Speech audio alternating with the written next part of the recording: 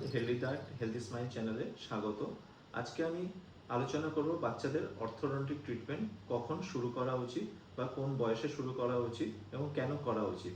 তো অর্থোডন্টিক ট্রিটমেন্টটা কী জিনিস সেটা জানতে হবে। এই অর্থোডন্টিক ট্রিটমেন্টটা হচ্ছে যে বাচ্চাদের বা বড়দের ক্ষেত্রে যাদের দাঁতের অ্যালাইনমেন্ট ঠিক নেই বা ম্যাল অ্যালাইনমেন্ট রয়েছে বা দাঁত এবড়ো খেবড়ো রয়েছে, তাদেরকে একটা সুসজ্জিতভাবে নিয়ে আসার জন্য যে ট্রিটমেন্টটা করা হয় সেটাকে আমরা অর্থোডন্টিক ট্রিটমেন্ট বলি এবং অর্থোডন্টিস্টরা এই ট্রিটমেন্টটা করে থাকেন। এরপরে আসি যে কোন বয়সে বা কখন আমরা শুরু করব। প্রথমত বলি, বাচ্চাদের দুধের দাঁত যখন পড়ে এবং পার্মানেন্ট টুথ আসে, সেই মিক্সড ডেন্টিশন পিরিয়ডে বাচ্চাদের দাঁতের এমনিতেই ক্রাউডেনিং থাকে।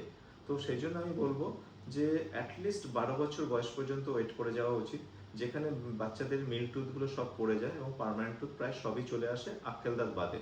আক্কেল দাঁত আসার বয়স হচ্ছে 18 থেকে 25 বছর। তো সেক্ষেত্রে আমরা 12 বছর বয়সে মোটামুটি আমরা দেখতে পাই সবার ক্ষেত্রেই, অধিকাংশ বাচ্চাদের 90% বাচ্চাদের ক্ষেত্রেই মিল্ক টুথ পড়ে যায় এবং পার্মানেন্ট টুথ সব চলে আসে। সেই সময় আমাদের লক্ষ্য করতে হবে, যদি বাচ্চাদের দাঁতে টুথ ক্রাউডেনিং থাকে, দাঁত এবড়ো খেবড়ো রয়েছে, তাহলে আমাদের অর্থোডন্টিক ট্রিটমেন্ট করার দরকার আছে। সেই জন্য কি করতে হবে, আপনাকে একজন জেনারেল ডেন্টাল সার্জনের কাছে দেখাতে হবে। তিনি আপনাকে গাইড করবেন, একজন স্পেশালাইজড যিনি অর্থোডন্টিস্ট তার সাথে কনসাল্ট করানো এবং সেই মতো অর্থোডন্টিক ট্রিটমেন্ট শুরু করা। এবং তার আগেও কি অর্থোডন্টিক দরকার আছে কিনা সেটা রুটিন চেক আপের মাধ্যমে আপনি আপনার নিকটবর্তী ডেন্টাল সার্জনের কাছ থেকে জানতে পারবেন। এই অর্থোডন্টিক ট্রিটমেন্টটা ওই 12 বছর বয়স থেকে শুরু করলে যেটা সুবিধা, সেই সময় বাচ্চার পড়াশোনার চাপও যেরকম কম থাকে, 1 নাম্বার। 2 নাম্বার হচ্ছে বাচ্চাদের গ্রোয়িং ফেজ থাকে, সেই সময় ট্রিটমেন্টটা করলে বা বোন মডিফিকেশনের মাধ্যমে যেহেতু দাঁতের অ্যালাইনমেন্ট কারেকশন করা হয়, সেই জন্য সেই ট্রিটমেন্টটা খুব ইজি ওয়েতে এবং কম সময়ের মধ্যে করা সম্ভব।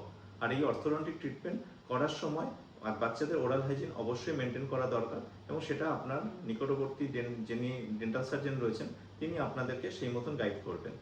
আজকে এই পর্যন্ত। আপনারা এই চ্যানেলটিকে লাইক, সাবস্ক্রাইব এবং শেয়ার করুন এবং চোখ রাখুন, যাতে আগামী দিনে আরও কিছু হেলদি টিপস নিয়ে আমরা আপনাদেরকে কিছু সাজেশন দিতে পারি। ধন্যবাদ।